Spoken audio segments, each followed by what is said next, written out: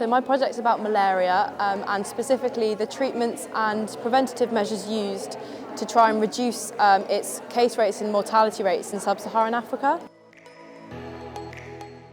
So I want to go into medicine in the future, so I wanted to choose a medical related topic, and I thought malaria is quite a globally affecting disease, so it'd be interesting to learn about a disease that affects other countries as well as the UK. So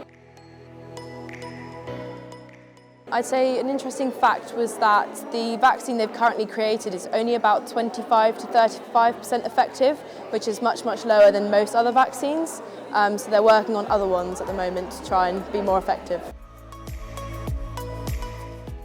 I enjoyed learning about all the different aspects of malaria and understanding the science behind the disease, which I wasn't very educated about before.